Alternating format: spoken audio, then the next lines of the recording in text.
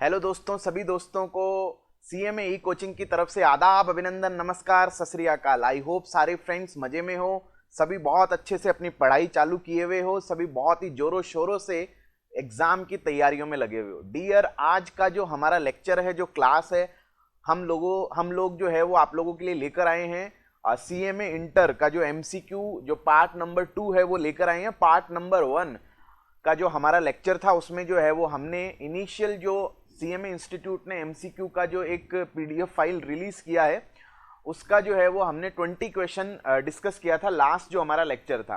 तो चलिए आज की जो क्लास होगी उसके अंदर हम लोग जो है वो 21 क्वेश्चन से हम डिस्कस करेंगे। ठीक है, चलिए आइए क्वेश्चन नंबर 21 पे हम चर्चा करते हैं। एक बार मैं पेज नंबर आपको बता देता हूं। पेज नंबर इसके अंदर है 4 पे। ठीक है, पेज नंबर 4 पे क्वेश्चन नंबर है हमारा 21। देखिए क्या लिखा हुआ है, विच one of the following is not the feature of contract of guarantee. ठीक है, विच one of the following is not the feature of contract of guarantee. तो देखिए इसको डिस्कस करने से पहले थोड़ा सा हम देखेंगे कॉन्ट्रैक्ट ऑफ गारंटी हमारा होता क्या है। ठीक है, कॉन्ट्रैक्ट ऑफ गारंटी के बारे में हम डिस्कस करते हैं। देखिए कॉन्ट्रैक्ट ऑफ गारंटी में जो है वो एक पर्सन है जिसका नाम है प्रिंसिपल डेटर। एक होता है प्रिंसिपल डेटर, ठीक है, सेकंड होता है हमारा प्रिंसिपल क्रेडिटर। ठीक है, प्रिंसिपल डेटर, प्रिंसिपल क्रेडिटर, और एक होता है डियर श्योरिटी। श्योरिटी, ये 3 पर्सन होते हैं। अब जैसे मान लीजिए प्रिंसिपल डेटर वो पर्सन होता है जिसके लिए जो है वो गारंटी दी जाती है, जिसके लिए गारंटी दी जाती है वो होता है प्रिंसिपल डेटर। जैसे मान लीजिए ये है हमारा mister Hanuman. Mister Hanuman loan लेने के लिए गया कहां पर, पंजाब नेशनल बैंक के पास, पीएनबी के पास लोन लेने के लिए गया, और पीएनबी इसको कहती है मिस्टर हनुमान हम आपको लोन दे देंगे लेकिन आप जो है वो हमें एक बहुत ही एथिकल पर्सन की गारंटी दिला दो जो ये कहे कि आप पेमेंट नहीं कर पाओगे तो वो पर्सन पेमेंट करेगा। ठीक है, तो हनुमान दौड़ा दौड़ा जाता है, एक पर्सन है जिसका नेम है राम। ठीक है, तो राम जो है वो पीएनबी को ये गारंटी देता है कि यदि हनुमान पेमेंट नहीं कर पाया तो मैं पेमेंट करूंगा। ठीक है, चलिए तो जो पर्सन गारंटी दे रहा है वो है श्योरिटी। जिसके लिए गारंटी दी जा रही है, किसके लिए गारंटी दी जा रही है, हनुमान, वो है प्रिंसिपल डेटर। और जिसको गारंटी दी जा रही है, डियर गारंटी किसको दी जा रही है, गारंटी दी जा रही है पीएनबी को, तो ये हो गया हमारा प्रिंसिपल क्रेडिटर। ठीक है, ये एक तरह से जो इसी टाइप का कॉन्ट्रैक्ट है ये हमारा कॉन्ट्रैक्ट ऑफ गारंटी होता है। इसमें टोटल कितनी पार्टीज होती हैं डियर, इसमें 3 पार्टीज है, प्रिंसिपल क्रेडिटर, प्रिंसिपल डेटर और एक होता है श्योरिटी।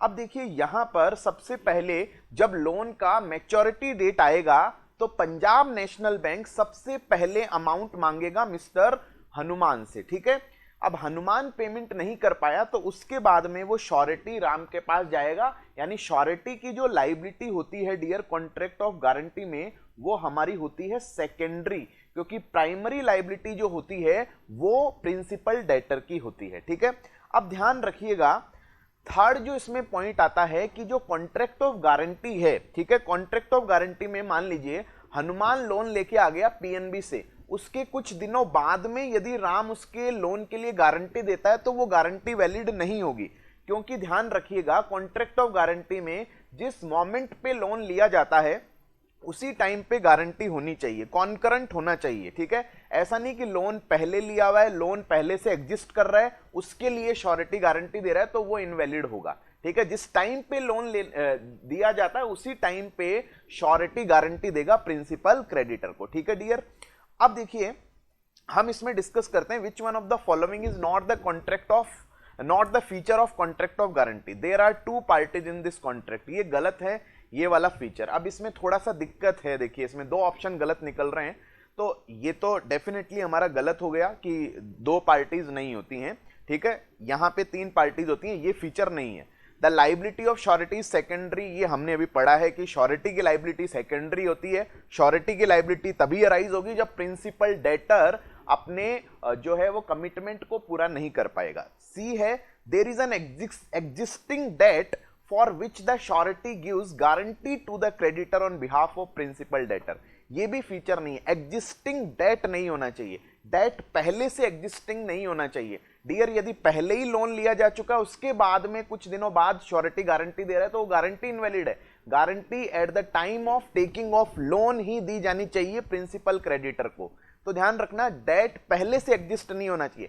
ध्यान रखना, डेट एग्जिस्ट करना चाहिए, लेकिन एग्जिस्ट कब करना चाहिए? जिस समय गारंटी दी गई है। यहां पे there is an existing debt लिखा हुआ है कि पहले से डेट है, तो ये भी फीचर नहीं है। और डी है श्योरिटी गिव्स गारंटी आएगा यहां पे वैसे at the request of principal debtor, तो ये ठीक है कि श्योरिटी ऑब्वियस सी बात है, गारंटी प्रिंसिपल डेटर जब उसको रिक्वेस्ट करता है, जैसे हनुमान राम को रिक्वेस्ट कर रहा है तभी दे रहा है, ऐसा नहीं अपनी मर्जी से खुद ही दे रहा है, ऐसा नहीं होता है। तो यहाँ पे दो फीचर गलत है। अब देखिए, आप बोलोगे सर फिर एग्जाम में आ जाए तो हम कौन सा करेंगे? एग्जाम में इस तरह की चीज आई होप नहीं आएगी, क्योंकि दो ऑप्शन जो है वो यहां पर आपके जो है वो गलत आ रहे हैं। लेकिन ध्यान रखिएगा, अब यहां पे इसका आंसर अपन देखें तो क्वेश्चन नंबर 21 का इन्होंने आंसर सी ले रखा है, तो सी भी एक तरह से ठीक है और ए तो डेफिनेटली जो है वो यहां पर की फीचर नहीं है।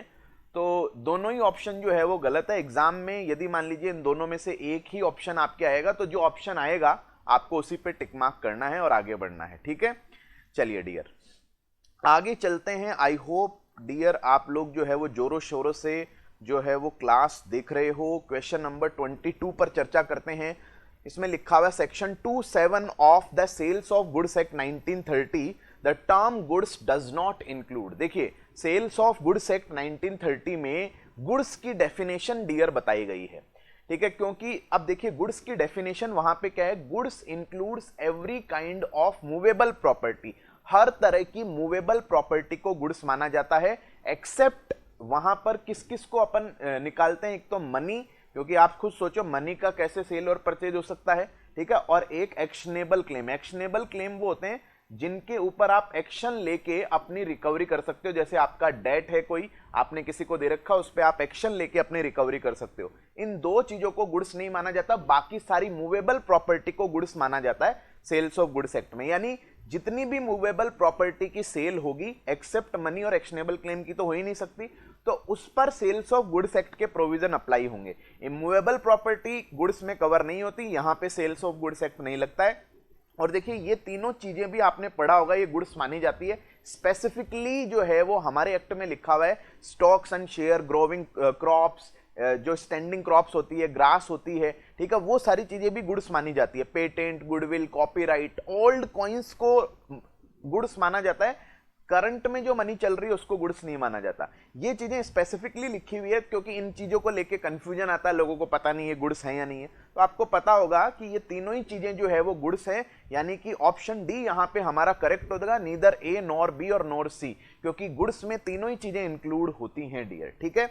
अब देखिए, क्वेश्चन नंबर 23 है, no female child shall be allowed to work in any factory except between, ठीक है। देखिए, फीमेल चाइल्ड है तो आप समझते हैं कि भाई उसकी सिक्योरिटी, उसकी सेफ्टी बहुत जरूरी है।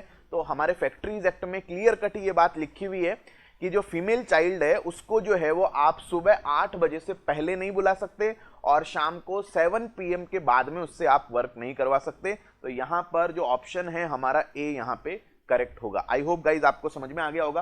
क्वेश्चन नंबर 24 देखिए, ठीक है, कंपनीज एक्ट का क्वेश्चन है हमारा, section number 63, the bonus share may be issued out of the. देखिए, बोनस शेयर यदि आप इशू करते हो, अकाउंट्स में आपने एंट्री की होगी, ठीक है। फ्री रिजर्व से क्या बोनस शेयर इशू कर सकते हैं? बिल्कुल कर सकते हैं। सिक्योरिटी प्रीमियम अकाउंट के 5 यूज होते हैं, 5 यूज होते हैं, उसमें बोनस शेयर इशू करना होता है। Fully paid up bonus share आपने पढ़ा होगा वहां पे।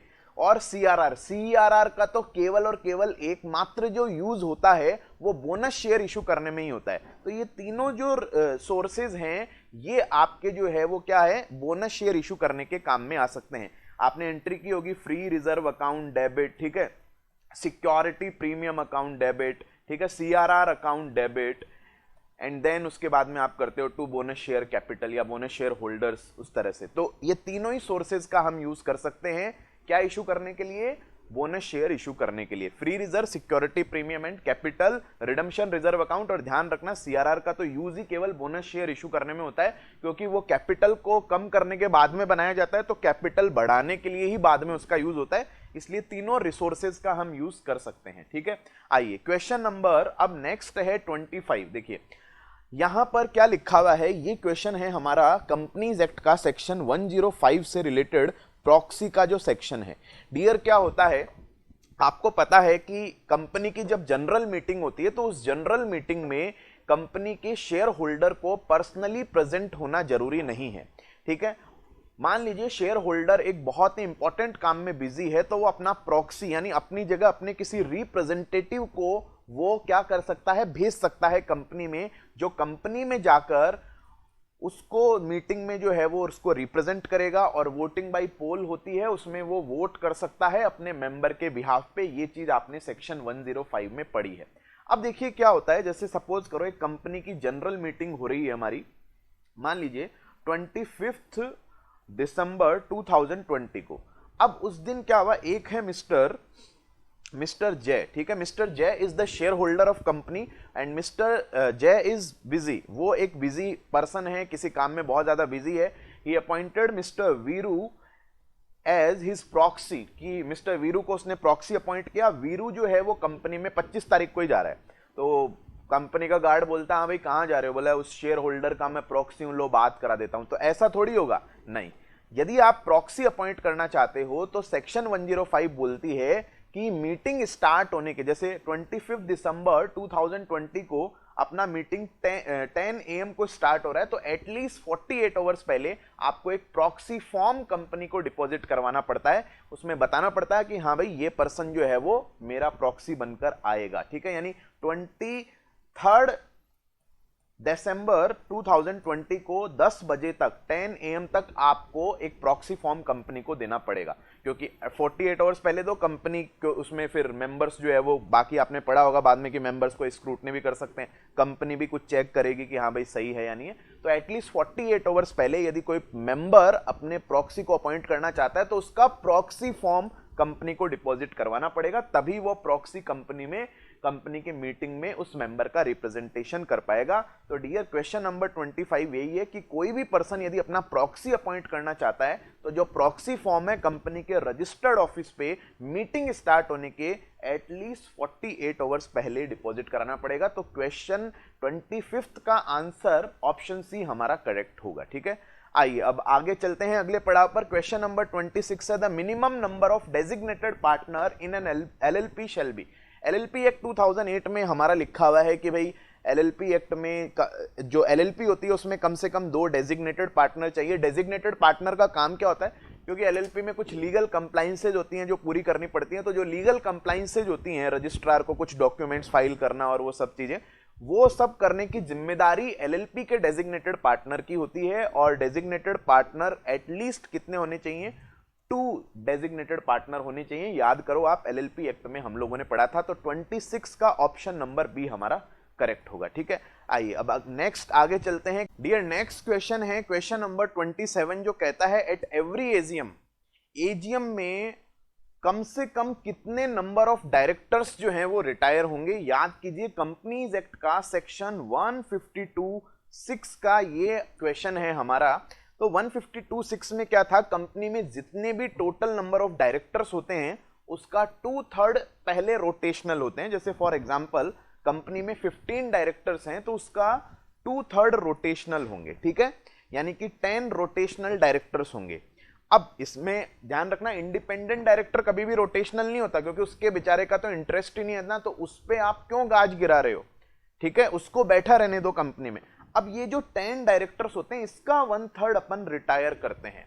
अब यहां पे 3.33 आ रहा है, तो इसको अपन क्या करते हैं, नियरेस्ट राउंड ऑफ करते हैं। देखिए ऊपर रोटेशनल वाले में अपन अपर राउंड ऑफ करते हैं और यहां पे रिटायर की टाइम पे अपन 1/3 लेते हैं।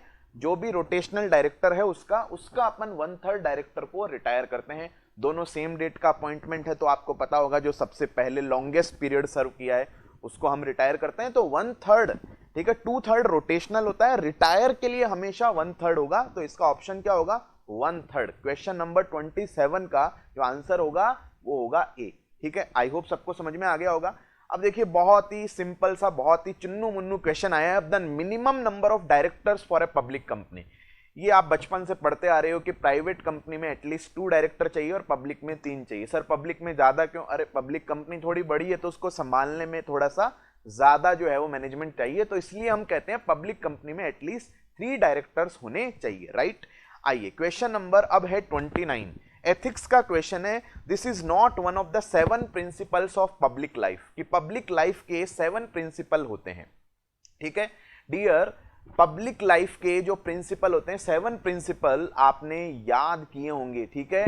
7 प्रिंसिपल्स 1995 में ये आए थे। तो इसमें क्या था कि कोई भी पर्सन यदि पब्लिक लाइफ में डील कर रहा है, जैसे कोई मिनिस्टर है, कोई ऑफिसर है, जुडिशरी है, कोई जज है, तो उनको एक प्रिंसिपल्स रखने होते हैं, 7 प्रिंसिपल्स। क्योंकि यदि वो लोग ही कुछ प्रिंसिपल्स नहीं रखेंगे तो आखिर जो है वो कैसे हमको एथिकल एनवायरनमेंट अपने आसपास नजर आएगा। तो वहां पर देखिए क्या क्या था, इंटीग्रिटी होनी चाहिए, यानी एक तरह से ऑनेस्टी उनमें होनी चाहिए, अकाउंटेबिलिटी होनी चाहिए, ओपननेस था, लीडरशिप थी, ठीक है, सेल्फिशनेस था, ये सारी चीजें वहां पर थी कि वो सब कंटेंट होना चाहिए, वो सब प्रिंसिपल्स, वो जो पब्लिक लाइफ से जो लोग डील करते हैं, ठीक है, जो एक तरह से जो है वो जुडिशरी हो गई, मिनिस्टर्स हो गए, तो उनके लिए ये 7 प्रिंसिपल जरूरी होते हैं। बट कंटेंट जैसा कोई प्रिंसिपल नहीं है। कंटेंट आप खुद भी यदि मान लो बिना पढ़े भी इसको आपने एथिक्स नहीं पढ़ी, आंसर देना चाहो तो आप आइडिया लगा सकते हो कि हाँ भाई इंटीग्रिटी, ऑनेस्टी, अकाउंटेबिलिटी, ये सब तो एक पर्सन को होना जरूरी है, ठीक है, बट कंटेंट कोई प्रिंसिपल नहीं होता। आई होप गाइज आपको समझ में आ गया। क्वेश्चन नंबर 29 का ऑप्शन होगा सी। अब देखिए क्वेश्चन नंबर 30 है, which of the following is an invitation for offer. Guys देखिए इन्विटेशन फॉर ऑफर और ऑफर में बहुत ज्यादा कंफ्यूजन आता है आपको, तो एक बार चलिए थोड़ा सा मैं डिस्कशन आपको कर दूं, ऑफर और इनविटेशन फॉर ऑफर में क्या डिफरेंस होता है। डियर, इनविटेशन फॉर ऑफर में क्या होता है, आप किसी पर्सन को इनवाइट करते हो, ठीक है, आप किसी पर्सन को इनवाइट करते हो कि वो आपको ऑफर दे। जैसे फॉर एग्जांपल कोई कंपनी प्रोस्पेक्टस इशू करती है तो वो पब्लिक को इनवाइट करती है कि वो उसे अप्लाई करे, कंपनी के उसे शेयर लेने हैं इतने, यानी आप उसको इनवाइट कर रहे हो। ऑक्शन सेल है तो आप लोगों को इनवाइट कर रहे हो कि आप ऑफर दो, कितने रुपए में आप गुड्स परचेज करना चाहते हो। तो और आप किसी होटल में जाते हो, वहां पर कुछ मेन्यू कार्ड आपको दिखाई देता है, वो इनविटेशन टू ऑफर है, उसको पढ़ के आप सामने वाले को ऑफर देते हो, फिर वो एक्सेप्टेंस देता है। तो इनविटेशन टू ऑफर में एक पर्सन का इंटेंशन होता है, वो आपको इनवाइट करता है कि आप उसे ऑफर दो, ठीक है, आप उसमें कुछ बार्गेनिंग करो, नेगोशिएशन करो, उसके बाद में फिर आपके ऑफर देने के बाद में वो एक्सेप्टेंस देगा।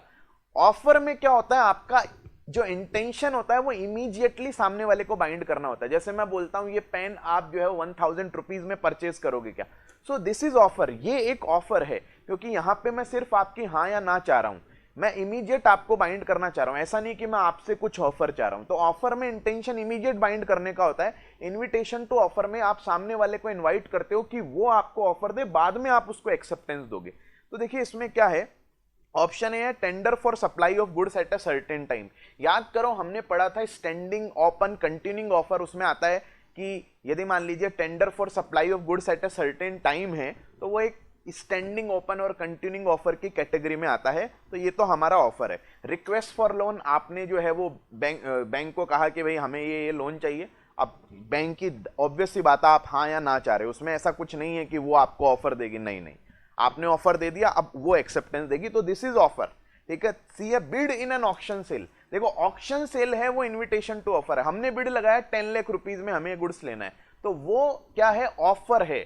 But A catalogue of goods for sale, यदि कोई कैटलॉग है गुड्स का, उसको देख के आप बोलोगे भैया ये गुड्स मुझे चाहिए, ये मिल जाएगा, वो आपको एक्सेप्टेंस देगा। तो catalogue of goods for sale में सामने वाला पर्सन आपको इनवाइट कर रहा है कि आप उसे ऑफर दो, तो इसका जो ऑप्शन होगा option D is the correct answer. तो क्वेश्चन नंबर 30 का क्वेश्चन नंबर ऑप्शन हमारा डी करेक्ट होगा। आई होप गाइस आपको समझ में आ गया। सर हमें बहुत अच्छे से समझ में आ रहा है, मजा आ रहा है, बिल्कुल मुझे पता है आप लोगों को मजा आ रहा है। अब देखिए क्वेश्चन 31 पर जरा चर्चा करते हैं। इसमें क्या है, where seller delivers to the buyer a quantity of goods less than the contracted to sell the buyer.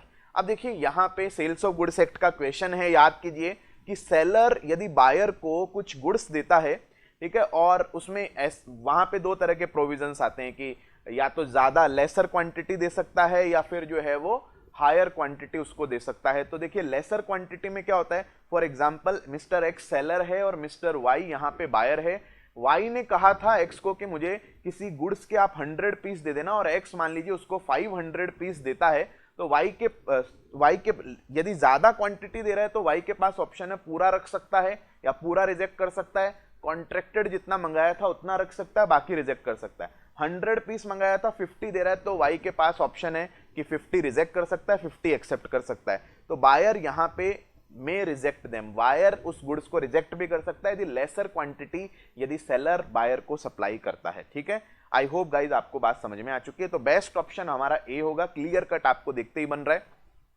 उसके बाद में नेक्स्ट फैक्ट्रीज एक्ट से क्वेश्चन है। देखिए, एक पर्सन जिसका फैक्ट्री के अफेयर्स पे अल्टीमेट कंट्रोल होता है, वो आपने डेफिनेशन में पढ़ा होगा, उसको ऑक्यूपायर हम कहते हैं, कि जिसका अल्टीमेट कंट्रोल होता है, कहीं पर भी जनरली हमको ये देखने को मिलता है, तो उसका ऑक्यूपायर हम नाम देते हैं। उसके बाद में नेक्स्ट है dear 33, a bearer instrument is negotiated by. Negotiate का मतलब आपको लास्ट लेक्चर में मैंने बताया था, ट्रांसफर होता है। तो देखिए, सबसे पहले तो हम देखते हैं इंस्ट्रूमेंट कितने टाइप्स के होते हैं। Dear, instrument can be of 2 types. एक इंस्ट्रूमेंट हमारा होता है बियरर इंस्ट्रूमेंट, ठीक है, बियरर, और एक होता है ऑर्डर इंस्ट्रूमेंट। बियरर इंस्ट्रूमेंट क्या होता है, जिसमें पेई का नाम नहीं लिखा हुआ होता है, वो बियरर इंस्ट्रूमेंट है। जैसे मिस्टर एक्स, सपोज करो वाई को कोई चेक दे रहा है, एक्स ने वाई को चेक दिया और यहां पर पे लिख के डैश डैश डैश लिख दिया हमने, नाम नहीं लिखा पेई का, ठीक है, और अमाउंट है, सिग्नेचर करके दे रहा है पेई यहां पे।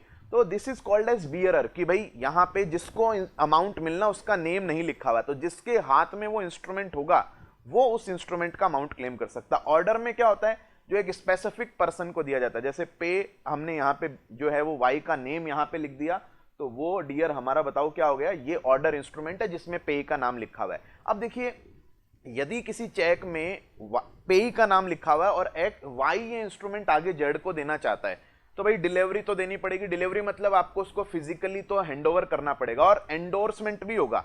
ऑर्डर में एंडोर्समेंट का मतलब होता है साइन करता है, जो पेई होता है वो पीछे अपने कि हाँ मैं इस पर्सन को अपना जो है वो इंस्ट्रूमेंट ट्रांसफर कर रहा हूं, नीचे सिग्नेचर करता है। क्योंकि भाई कल को सपोज करो जेड को दे भी दे तो नाम तो वाई का लिखा हुआ है, तो बैंक बोलेगी भैया तुमको कैसे दे दे, पेमेंट वाई का लिखा हुआ है। बट एंडोर्समेंट है जिसमें पेई ऐसा बोल रहा है कि हाँ मैं जो है वो बताओ क्या करूंगा, मैं अपना ये जो इंस्ट्रूमेंट है वाई को ट्रांसफर कर रहा हूं। तो ऑर्डर को ट्रांसफर करने के लिए डिलीवरी भी होनी चाहिए, एंडोर्समेंट भी होना चाहिए। बट बियरर इंस्ट्रूमेंट एक्स ने वाई को दिया, वाई का नेम नहीं लिखा, वाई यदि जेड को देना चाहता है तो भाई केवल डिलीवरी दे देना, एंडोर्समेंट क्यों कर रहा है, क्योंकि यहां पे नाम ही नहीं लिखा हुआ, उसका नाम ही नहीं लिखा हुआ, तो एंडोर्समेंट करने की जरूरत ही नहीं है। ठीक है, तो बियरर इंस्ट्रूमेंट ओनली डिलीवरी से ट्रांसफर नेगोशिएट किया जा सकता है। आई होप गाइज आपको समझ में आ चुका है बहुत ही अच्छे से। तो ऑप्शन ए यहां पे करेक्ट होगा। अब देखिए क्वेश्चन नंबर 34, पार्टनरशिप एक्ट का क्वेश्चन है। क्या लिखा हुआ है, X Y and Z 3 partners हैं एक फर्म में। एक्स जो है वो वाई एंड जेड की अथॉरिटी के बिना जो पार्टनरशिप फर्म की प्रॉपर्टी है, पार्टनरशिप फर्म की मनी है, उससे अपने नेम में कुछ शेयर खरीद लेता है। ये शेयर्स किसकी प्रॉपर्टी हैं? ऑब्वियस सी बात है, यदि फर्म का पैसा है तो वो प्रॉपर्टी भी फर्म की होगी, पार्टनरशिप प्रॉपर्टी होगी, लाइबिलिटी तो हो ही नहीं सकता। ठीक है, वो प्रॉपर्टी है। अब देखिए आप याद करिए पार्टनरशिप प्रॉपर्टी क्या होती है, कि एक तो वो सारे असेट्स जो भी पार्टनर्स अपने साथ आते टाइम फर्म में कंट्रीब्यूट करते हैं, वो पार्टनरशिप प्रॉपर्टी, एक गुडविल। और तीसरा होता है उसमें कि फर्म के पैसों से during the term of partnership firm के पैसों से जो भी प्रॉपर्टी परचेज की जाती है, एक्वायर की जाती है, वो भी पार्टनरशिप प्रॉपर्टी है। तो ये फर्म के पैसों से प्रॉपर्टी एक्वायर की गई है, तो ये हमारी पार्टनरशिप प्रॉपर्टी है। 3 चीजें पार्टनरशिप प्रॉपर्टी में आती है, याद कीजिए। पार्टनरशिप एक्ट में डेफिनेशन है, एक तो जो प्रॉपर्टी पार्टनर्स अपने साथ फर्म में कंट्रीब्यूट करते हैं।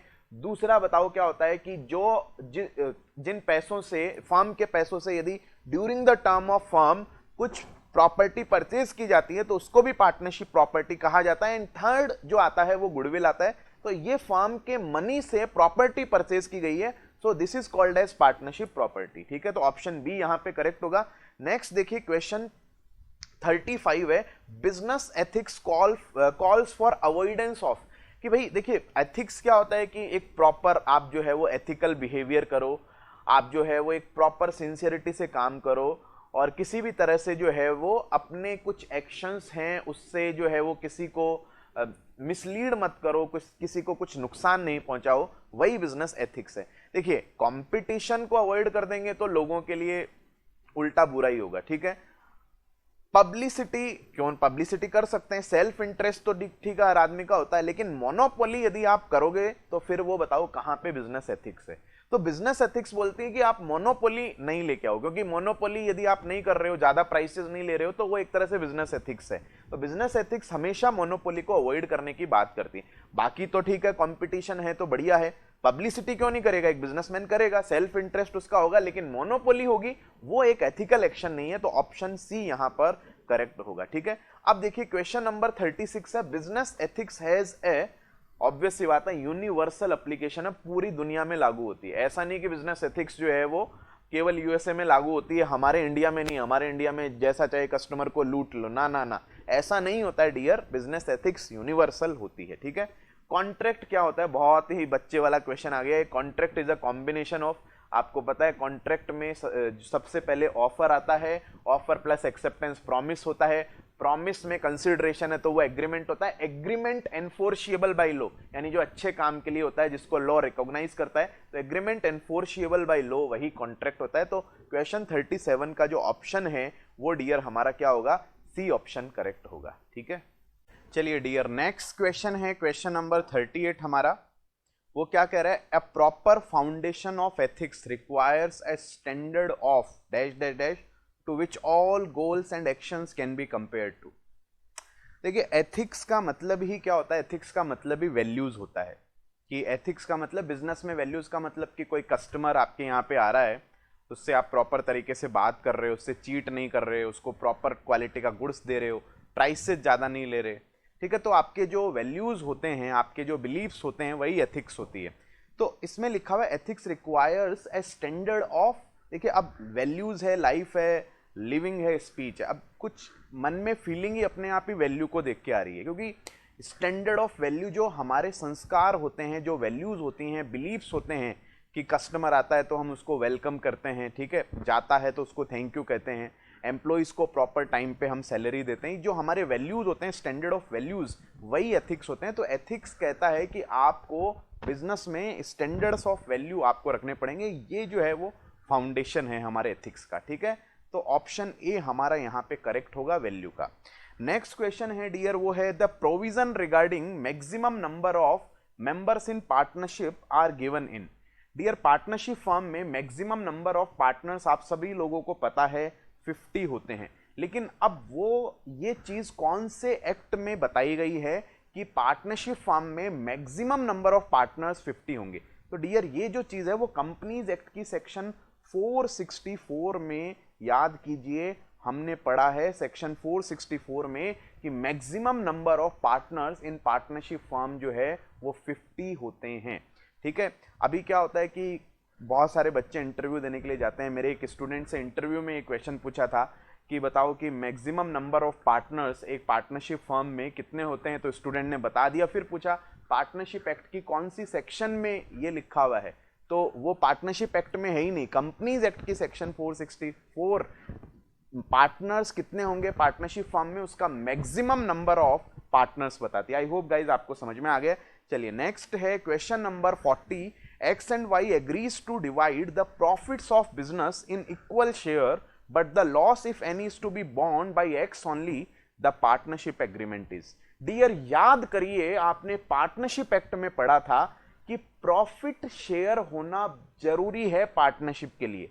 मान लीजिए एक बंदा प्रॉफिट ले ही नहीं रहा है तो वो कभी पार्टनर नहीं हो सकता, बट लॉस शेयर करना एसेंशियल एलिमेंट नहीं होता पार्टनरशिप का। याद कीजिए पार्टनरशिप एक्ट में आता है sharing of profit is an essential element for a valid partnership but sharing of loss is not the essential element for a valid partnership. यानी एक जैसे माइनर होता है वो केवल प्रॉफिट्स के लिए एडमिट होता है, लॉस नहीं लेता है। कोई पर्सन कहता है कि भाई प्रॉफिट होगा तो मैं लूंगा, लॉस होगा तो मैं शेयर नहीं करूंगा। अब आप बोलोगे सर ऐसे बंदे को पार्टनर बनाते ही क्यों है, तो बेटा ऐसा हो सकता है कि कोई बहुत ही बढ़िया आदमी है, उसकी बाजार में रेपो है, वो यदि फर्म में आ जाएगा, फर्म को बहुत बड़े बड़े कॉन्ट्रैक्ट्स हासिल हो जाएंगे, तो वो बंदा ये कंडीशन रख सकता है प्रॉफिट होगा तो मैं लूंगा, लॉस होगा तो मैं नहीं लूंगा, तो ठीक है वो पार्टनर माना जाएगा, ये एग्रीमेंट वैलिड है। बिकॉज प्रॉफिट शेयर करना पार्टनरशिप एग्रीमेंट का एसेंशियल एलिमेंट है, कोई लॉस शेयर नहीं कर रहा है, तो उस केस में भी वो एग्रीमेंट वैलिड रहता है। आई होप गाइज आपको समझ में आ गया होगा। तो इसका आंसर होगा लॉफुल, ऑप्शन नंबर सी कि वो लॉफुल एग्रीमेंट होगा। ठीक है, अब नेक्स्ट क्वेश्चन फैक्ट्रीज एक्ट से है, क्वेश्चन नंबर 41। देखिए क्या होता है कि फैक्ट्रीज एक्ट जो है वो वर्कर्स के वेलफेयर से रिलेटेड है, वर्कर के कल्याण से रिलेटेड एक्ट लाया गया है।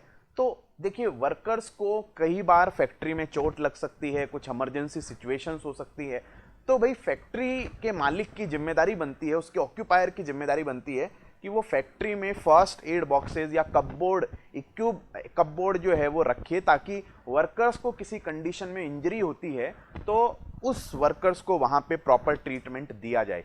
अब देखिए क्या होता है कि फैक्ट्रीज एक्ट ये कहता है, आपको याद हो कि जो कम से कम फैक्ट्री के अंदर एक फर्स्ट एड बॉक्स या फिर कपबोर्ड, ठीक है, कम से कम एक पर्टिकुलर पॉइंट ऑफ टाइम पे कितने वर्कर्स के लिए होना चाहिए, तो बिल्कुल आपको देखते ही याद हो गया होगा 150 वर्कर्स के लिए कम से कम एक फर्स्ट एड बॉक्स या कपबोर्ड उसमें होना चाहिए फैक्ट्री में, कि 100-150 वर्कर्स का एक साथ ट्रीटमेंट किया जा सके। क्योंकि आप बोलोगे सर 150 लोग एक साथ चोटिल थोड़ी हो सकते हैं, अरे बेटा फैक्ट्री में कोई हादसा हो सकता है तो हो भी सकते हैं, इसलिए एटलीस्ट 150 वर्कर्स के लिए एक फर्स्ट एड बॉक्स या कपबोर्ड फैक्ट्री में होना ही चाहिए। अच्छा उसमें क्या होना चाहिए, तो उसमें प्रिस्क्राइब्ड कंटेंट होता है, वो स्टेट गवर्नमेंट प्रिस्क्राइब करती है, आपको पता होगा, ठीक है, या चीफ भी प्रिस्क्राइब कर सकता है।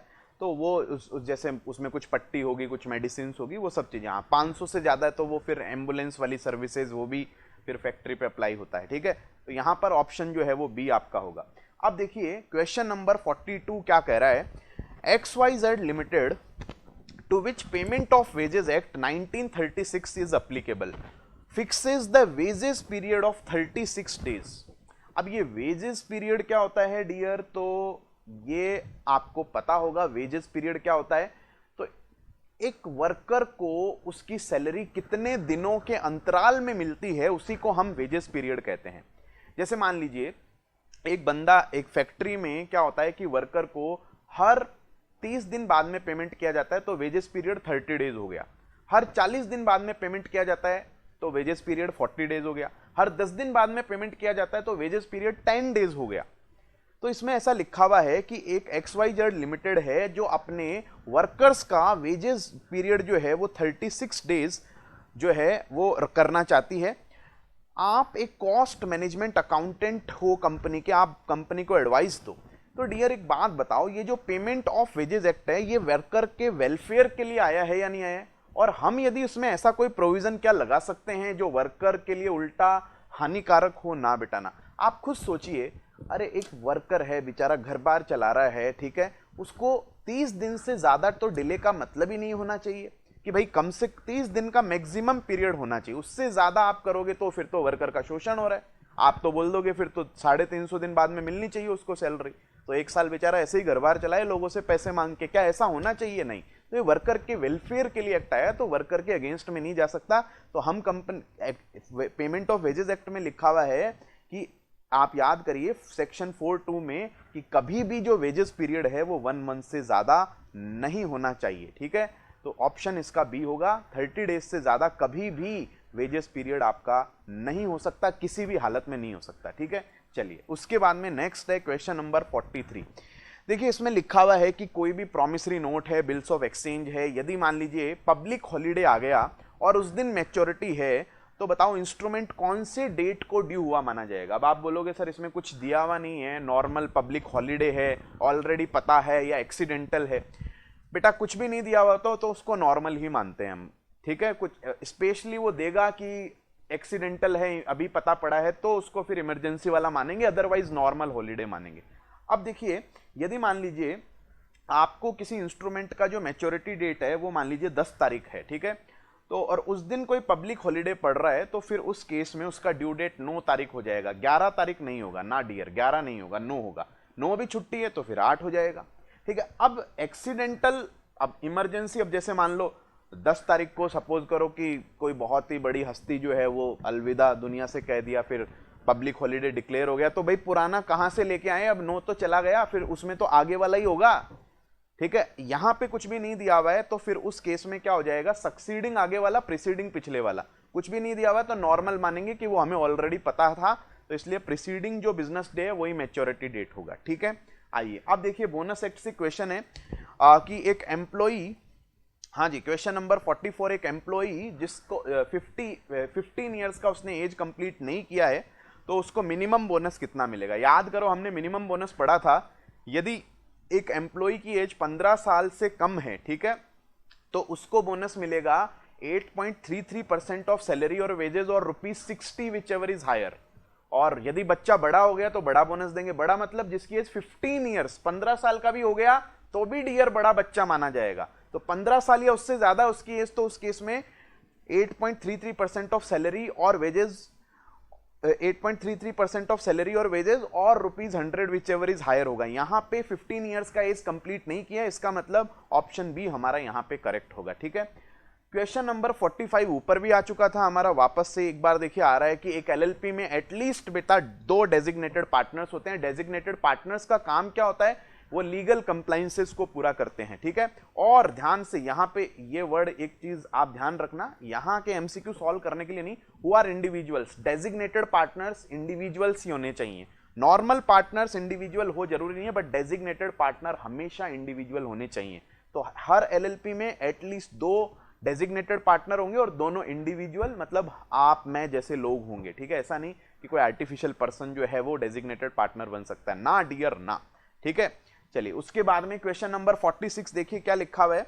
एक्स के पास में एक रेजिडेंशियल फ्लैट है चेन्नई में, ठीक है, और उसके पास में उसका बहुत अच्छे तरीके से वो पोजीशन उसका एंजॉय करता है। तो ये राइट कौन सा है, याद करिए, एक तो जस्ट इन पर्सोनम आता है, एक जस्ट इन रेम आता है। जस्ट इन पर्सोनम का मतलब किसी पर्सन के अगेंस्ट में डियर आपके पास राइट है, वो जस्ट इन पर्सोनम है।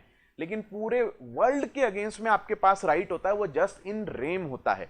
ठीक है, जस्ट इन रेम में जैसे आपके पास में कोई प्रॉपर्टी को एंजॉय करने का राइट है, तो आपके पास पूरे वर्ल्ड के अगेंस्ट राइट है कि आप उस प्रॉपर्टी को एंजॉय कर सकते हो। वर्ल्ड का कोई भी पर्सन आपको ऐसा नहीं वहां से आके निकाल दे, ये प्रॉपर्टी आपकी छीन ले। तो प्रॉपर्टी यानी गुड्स के अगेंस्ट जो राइट्स होता है एक तरह से, वो जस्ट इन रेम माना जाता है। और पर्सन, एक पर्टिकुलर पर्सन, जैसे कॉन्ट्रैक्ट क्या राइट क्रिएट करता है, जस्ट इन पर्सोनम। कॉन्ट्रैक्ट हो गया तो उस पर्टिकुलर पर्सन के अगेंस्ट राइट है, वो जस्ट इन पर्सोनम है। किसी गुड्स के अगेंस्ट राइट है तो डियर वो क्या है, जस्ट इन रेम है। हम उस गुड्स को मतलब इजीली पूरे वर्ल्ड में कहीं पर, मतलब कोई भी पर्सन वर्ल्ड का हमसे वो प्रॉपर्टी हमारी छीन नहीं सकता, डिस्टर्ब नहीं कर सकता, वो जस्ट इन रेम होता है। तो ऑप्शन बी यहां पे करेक्ट होगा। क्वेश्चन नंबर 47 देखिए क्या लिखा हुआ है कि मिस्टर एक्स है, उसने अपने बिजनेस की गुडविल जो है वो सेल की है, किसको, मिस्टर वाई को 5 लाख रुपीज में, एंड प्रॉमिस कर रहा है कि not to carry on the same business for ever and anywhere in India. This agreement is बेटा ये वॉइड है। याद करिए, यदि कोई पर्सन अपने बिजनेस की गुडविल सेल करता है तो खरीदने वाला ऐसा बोल सकता है कि भैया बिजनेस तू बेच रहा है तो एक काम करना, जिस जिस एरिया में तू बिजनेस करता था उस एरिया में बिजनेस नहीं करेगा। हमने आपको पढ़ाया था पार्टनरशिप एक्ट में कि यदि कोई पर्सन अपने बिजनेस की गुडविल सेल कर रहा है तो उस केस में वो ऐसा एग्रीमेंट कर सकता है कि ठीक है मैं इस टाइप का बिजनेस अब नहीं करूंगी, लेकिन वो रिस्ट्रिक्शंस रीजनेबल होनी चाहिए। एक वर्ड आया था रीजनेबल। रीजनेबल का मतलब होता है कि वो जो एरिया होना चाहिए वो लोकल एरिया होना चाहिए। जिस एरिया में आपकी कंपनी डील कर रही है उस एरिया में उस टाइप का बिजनेस नहीं करोगे। और साथ ही साथ एक पर्टिकुलर पीरियड भी होना चाहिए कि 3 साल 5 साल ऐसा। और उसके अलावा जिस गुड्स में आप डील कर रहे हो केवल उसी गुड्स को आपको डील करने से रोका जा सकता है। जैसे आप मान लीजिए आर्टिफिशियल ज्वेलरी बेच रहे हो तो आप ये बोलते हो कि मैं रियल ज्वेलरी का बिजनेस नहीं करूंगा, तो वो एग्रीमेंट वैलिड नहीं है, ऐसा नहीं हो सकता। रिस्ट्रिक्शंस रीजनेबल होनी चाहिए। यदि मान लो मैं अपने बिजनेस की, मैं जयपुर में अपना बिजनेस चला रहा हूं और मैं यदि मान लीजिए आर्टिफिशियल ज्वेलरी बेच रहा हूं और मैं अपना बिजनेस किसी और को सेल करता हूं, तो वो बोल सकता है भैया तेरा बिजनेस खरीद रहा हूं तो तू एक काम करना, जयपुर में 3 साल तक आर्टिफिशियल ज्वेलरी का बिजनेस नहीं करेगा, तो ये एग्रीमेंट वैलिड है। बट ऐसा नहीं, वो रिस्ट्रिक्शंस अनरीजनेबल कब होगी कि एक तो जयपुर के बाहर भी बिजनेस नहीं करेगा ना, ऐसा नहीं कर सकता, फिर वो रिस्ट्रेंट इन ट्रेड माना जाएगा। ठीक है, अच्छा हमेशा के लिए नहीं करेगा वो भी गलत है, वो भी रिस्ट्रेंट इन ट्रेड है। तो फॉरएवर नहीं होना चाहिए और एनीवेयर नहीं होना चाहिए। वो एरिया लोकल एरिया में ही आप उसको काम करने से रोक सकते हो और एक पर्टिकुलर पीरियड ऑफ टाइम के लिए, और उस पर्टिकुलर बिजनेस के लिए ही आप उसको काम करने के लिए रोक सकते हो। यहां पर तो बोल रहा है कहीं पर भी बिजनेस धंधा नहीं करेगा, कहीं पर भी इंडिया में धंधा नहीं करेगा और कभी भी नहीं करेगा, तो ये एग्रीमेंट वॉइड होगा डियर, ठीक है। उसके बाद में in a contract of guarantee there is, कितने कॉन्ट्रैक्ट्स होते हैं डियर? 3 कॉन्ट्रैक्ट्स होते हैं। कॉन्ट्रैक्ट ऑफ गारंटी क्या होता है? अभी अभी मैंने आपको ऊपर बताया था, ठीक है, राम, हनुमान और पंजाब नेशनल बैंक वाला, कि मिस्टर हनुमान जो है वो लोन लेने के लिए जाता है किसके पास? पंजाब नेशनल बैंक के पास, और राम जो है वो पंजाब नेशनल बैंक को कहता है कि हनुमान ने लोन का पेमेंट नहीं किया तो मैं लोन का पेमेंट करूंगा। ऐसा राम कह रहा है, किसको कह रहा है? पंजाब नेशनल बैंक को। तो देखिए, Punjab national bank principal creditor है, हनुमान प्रिंसिपल डेटर है और राम श्योरिटी है। तो एक तो कॉन्ट्रैक्ट क्रेडिटर और डेटर के बीच में हो गया, एक कॉन्ट्रैक्ट क्रेडिटर और श्योरिटी के बीच में है जिसमें श्योरिटी क्रेडिटर को प्रॉमिस कर रहा है, और एक कॉन्ट्रैक्ट डेटर और श्योरिटी के बीच में होता है। याद करो, इंप्लाइड कॉन्ट्रैक्ट होता है प्रिंसिपल डेटर और श्योरिटी के बीच में, जिसमें ये होता है इंप्लाइड प्रॉमिस होती है कि कल को श्योरिटी को पेमेंट करना पड़ गया क्रेडिटर को तो वो डेटर से पैसा ले सकता है। तो there are 3 types of contracts in contract of guarantee, ठीक है। तो ऑप्शन सी यहां पे करेक्ट होगा हमारा। क्वेश्चन नंबर हमारा है नेक्स्ट 49। चलिए कुछ ज्यादा नीचे आ गए हम। क्वेश्चन नंबर 49, देखिए क्या लिखा हुआ, right of stoppage in transit can be exercise by unpaid seller where the buyer becomes insolvent. याद कीजिए, हमने पढ़ा था राइट ऑफ लीन जो होता है वो 3 केस में यूज हो सकता है। गुड्स क्रेडिट पे सेल नहीं किया गया है, या क्रेडिट पे सेल किया गया, क्रेडिट पीरियड एक्सपायर हो गया, बायर इंसॉल्वेंट हो गया। बट जो right of stoppage in transit है, right of stoppage in transit का मतलब क्या है? जैसे ये हमारा एक पर्सन है एस जो सेलर है, और ये है बी बायर। सेलर ने बायर को गुड्स बेचा और गुड्स जो है वो अभी ट्रांजिट में है, ये ट्रांजिट में है, और उससे पहले ही खबर आई कि बायर इंसॉल्वेंट हो गया, तो सेलर उस गुड्स को वापस अपने पास लेकर आ सकता है। और वो कब लेके आ सकता है? Right of stoppage in transit only, केवल जब बायर इंसॉल्वेंट हो जाए तभी यूज कर सकता है, ठीक है। नेक्स्ट है nemo dat quod non habet का मतलब क्या? Nemo dat quod non habet का मतलब होता है no one can give what he has not got himself, ठीक है। तो देखिए, no one can give who does not himself possess. तो I think guys option B यहां पर बिल्कुल करेक्ट है कि कोई भी पर्सन किसी को वो नहीं दे सकता जो उसके खुद के पास नहीं है। इसका मतलब क्या हुआ? इसका मतलब है यदि if a person is not the owner of a particular goods then he can not transfer the title और ownership of such goods to another person, ठीक है। फॉर एग्जाम्पल गाइज क्या हुआ कि मान लीजिए ये है मिस्टर आर, आर गुड्स कहीं से चोरी करके लाता है और वो गुड्स यदि एस को सेल करता है तो वेदर, बताइए क्या S will get the ownership of the goods? Answer is no, because mister R के पास खुद के पास ऑनरशिप नहीं है। आर यदि हायर परचेज पे कोई गुड्स परचेज करके लाता है, लास्ट इंस्टॉलमेंट का पेमेंट अभी नहीं हुआ तो ऑनरशिप नहीं मिलेगी आर को। उससे पहले ही गुड्स यदि एस को बेच देता है तो क्या एस को गुड टाइटल मिलेगा? ना बेटा ना, बिकॉज यदि किसी पर्सन के पास ऑनरशिप नहीं है तो वो किसी और को ऑनर नहीं बना सकता। यही नेमोडेट नॉन कोड हैबिट कहता है, no one can give what he has not got himself. I hope guys आपको समझ में आ गया होगा। इसके कुछ एक्सेप्शंस है जो बहुत इंपॉर्टेंट रहते हैं एग्जाम के लिए, कि जो मर्केंटाइल एजेंट है, जॉइंट प्रोमिसर्स हैं, वो सारे उसके एक्सेप्शंस भी है कुछ, बट जनरल मीनिंग इसका यही है।